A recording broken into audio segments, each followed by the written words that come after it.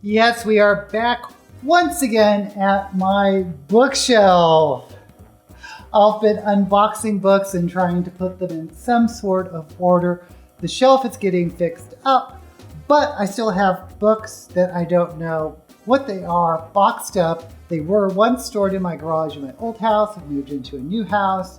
I've done so many of these videos, it's not even funny, but I have another box. I think I'm just going to do one today because it looks pretty big.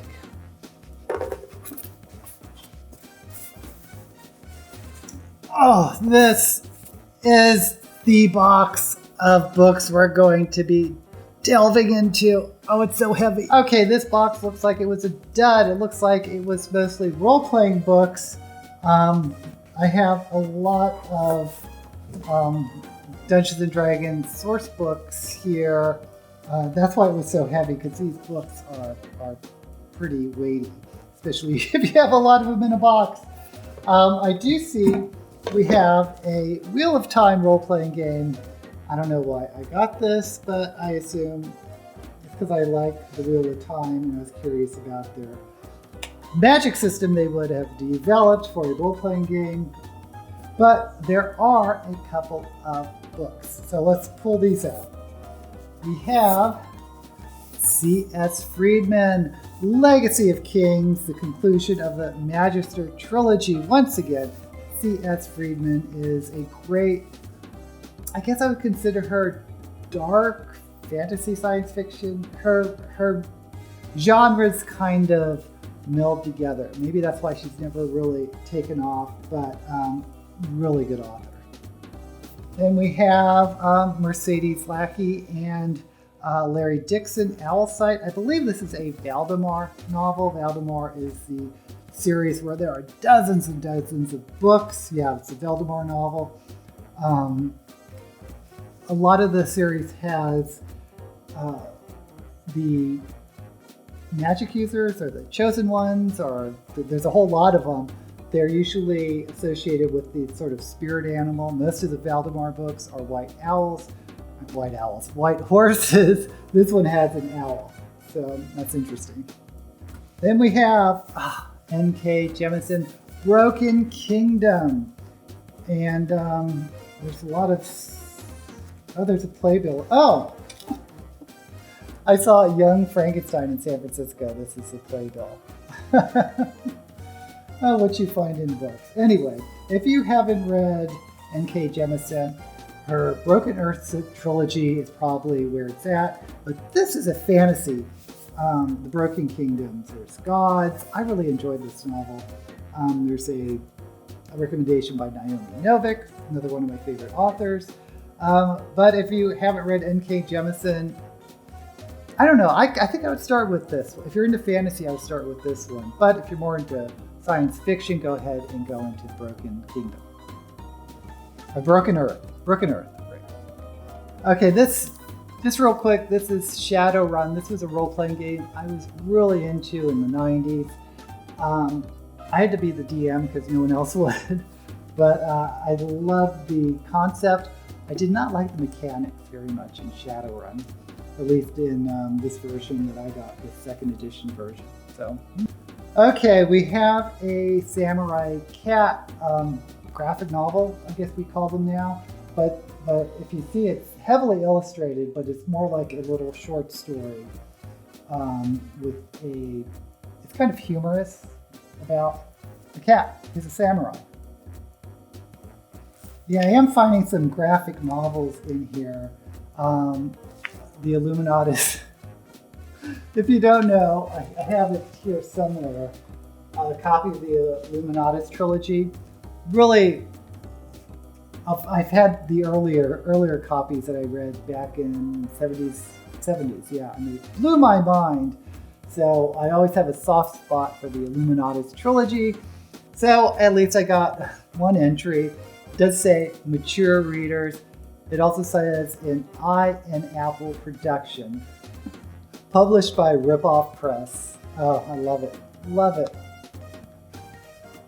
Okay, we also have a compilation of Death, the Time of Your Life. Now, Death, this is Neil Gaiman graphic novel. Death is part of the Sandman mythos, I guess.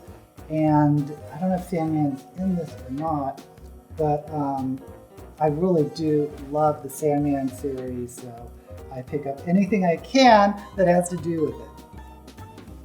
This is a prisoner graphic novel about what happens. There's an old science fiction series from the 60s, I think, yeah. About this man in this sort of trapped in this surreal prison. You're never quite sure who's in charge, or you're never sure why he's there. It's very, very surreal. The TV series left off kind of unresolved, so I guess some people have decided to finish the tale. Oh, this is a great graphic novel, Mage. This is volume 1. I'm pretty sure I have them all, unless I've given them away or lent them out and never gotten them back. But Mage is a contemporary fantasy, chosen one. Lovely story, great illustrations. Yeah, I really enjoy Mage. Next we have, Hellblazer. This is a collection. I have a lot of the original Hellblazer magazine, comic books. But this is a compilation of, I guess, one of the story arcs. Oh, I know people may think of Keanu Reeves. There was a sci-fi series that tried to do Hellblazer right, and the Keanu Reeves movie's okay, but John Constantine, the main character, is quintessentially British. John Constantine is sort of a occult detective, so if you're into sort of dark horror fantasy, oh my gosh, you'll love this. What did I say? I tried to grab everything Sandman. Here's 2 compilations of Sandman comic books in graphic novel form. And I hear there's a series coming out in Netflix. I cannot wait to see that series. I hope they do it well. They've been talking about doing either a series or a movie for decades now, so it's about time. If you're interested in what edition of Dungeons & Dragons I played, it was this Advanced Dungeons & Dragons. This one's a Gary Gygax book, Oriental Adventure. It's probably considered problematic now, and a wilderness survival guide. These are the TSR, not the Wizards of the West Coast, editions or versions of Dungeons & Dragons, which was created by Mr. Gygax. Okay, so since there weren't that many science fiction and fantasy books, let me go ahead and grab another box. Okay, I found another box. It's not as big as the last one, but hopefully we'll have better luck finding science fiction and fantasy and horror books in this one. Okay, these look like hardbacks or trade paperback. No, they look like hardbacks. We have a Dragonlance novel, Dragons of Summer Flame. This is another series by Weiss and Hickman, Mark Weiss and Tracy Hickman. Yeah, this was a good one. I like Dragonlance. They're kind of fluffy fantasy fare based in Dungeons and Dragons. My favorite Weiss and Hickman series is Deathgate, but I've read other series that I've enjoyed quite a lot, including, what's this series called? Because there's like a summer one, a winter one. Here we have James Clemens' Witchstar. Oh, I highly recommend this series. James Clemens is a pseudonym of a thriller author, James Robbins, I believe. If I'm wrong, I'll put it up here somewhere. But this is a fantastic fantasy series. It's called the Witchfire series, I believe, or The Band and the Banished. There we go. So, highly recommend. This is a Wheel of Time book, Path of Daggert by Robert Jordan. I have a lot of these in hardback. I started off with the first one, Eye of the World, in paperback, but then I couldn't wait to read the next one. So usually, back then, I would wait till they come out in paperback because they were a lot less expensive than hardback. But if I got a book in hardback back when I got this book, you know I really could not wait to read the series. Okay, speaking of which, there is also The Dragon Reborn, and there is also Winter's Heart. And we have a Storm Constantine book, The Ghosts of Blood and Innocence. This is a series that she picked up after she wrote the Rathru series that I recommend a lot, for especially if you're sort of a emo, gay, goth teen, because that's basically what all the characters are. But she picked up the thread of the series much later, decades after the original trilogy was published, and these are good, but I still have a soft spot in my heart for the original Rathru trilogy. And finally, my copy of The Little Prince by Antoine de Saint-Exupéry. If you don't know anything about this book, you must be living under a rock, especially if you're a reader. But this one has nice illustrations, and I believe there are some colored illustrations as well. Okay, I'm going through these quick. Let me try to find one more box. I'll make it a small one, and then we'll wrap this up. Okay, here's a box. It says books on it, so I'm going to assume there's books in it. Okay, here we go. These look like paperback books. Let's just go through them.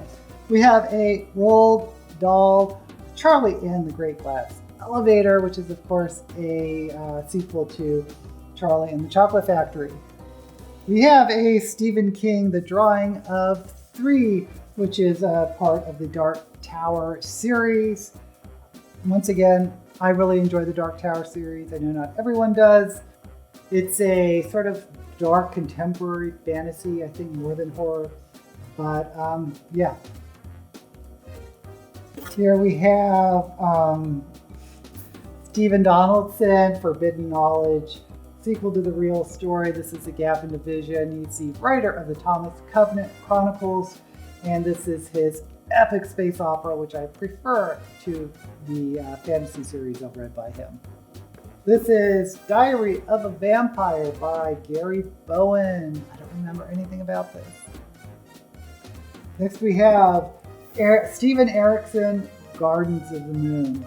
I believe this is the first of the Malazan books. Yeah, book one of the Malazan series. And I fell in love with this book. I was calling him sort of the next Robert Jordan, the next, big epic name in fantasy. But his series just beat me down. I couldn't complete the series. It just got so dense and slow moving. I mean, this is a hefty book. But the books after that got bigger and bigger. It was the only series, as I've said, that has beaten me.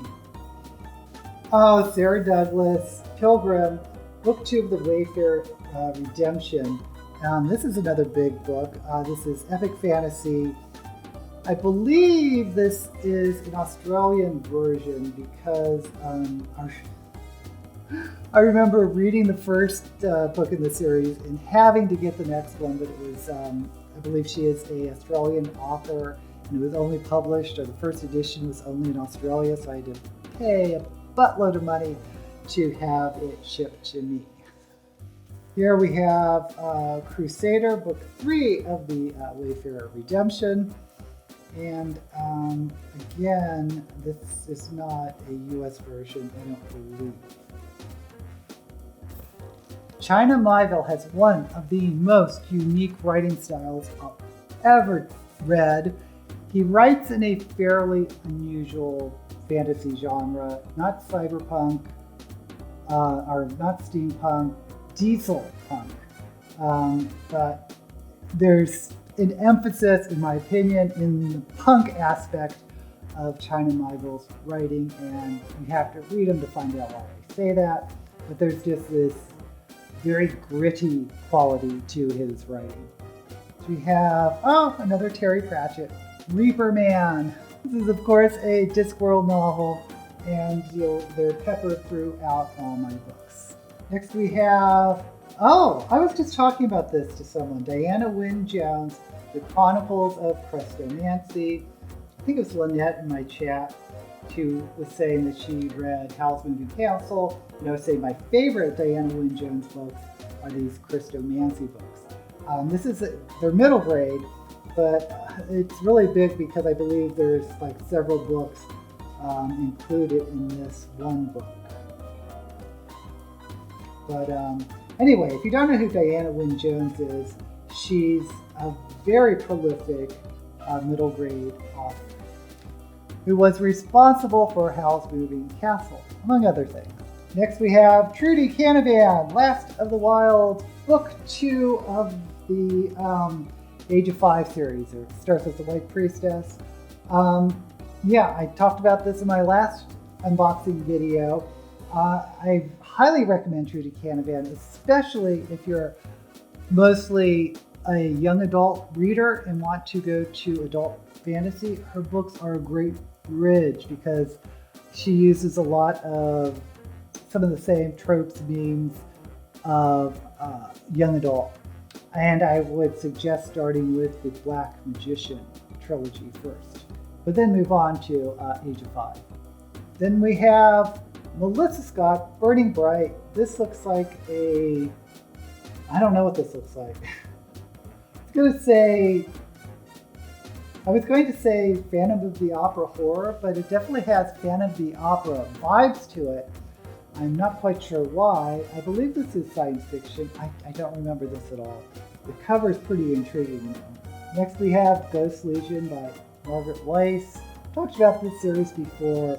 It feels as though it was heavily inspired by Star Wars.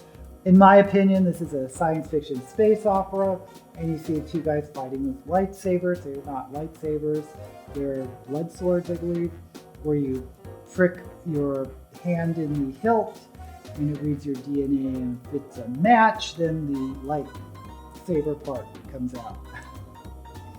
Next we have another Diana Wynne Jones book, A Sudden Wild Magic. And is this middle grade? This might be an adult book. I'm not quite sure. Yeah, I believe this is an adult novel by Diana Wynne Jones, who again, their claim to fame is mostly middle grade, but it's an old lady with cats, and we won't say why I picked it. And finally, the very last book, a great one to end on, is The Night by Gene Wolfe. Gene Wolfe, I've said again and again, I believe he is a literary science fiction fantasy author. I think my favorite book is the Book of the Long Sun, not the Short Sun, the Long Sun. And he did the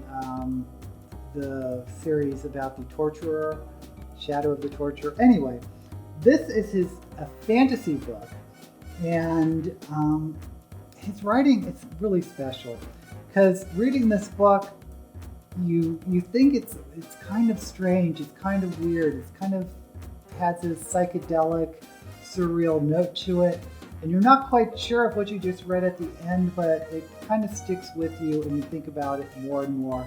And that happens a lot, I think, with Gene Wolfe. And I believe this is book one of a duology, I believe. So check it out. Okay, that is it for this unboxing. The first box had so many role-playing game books, I didn't want to go through that.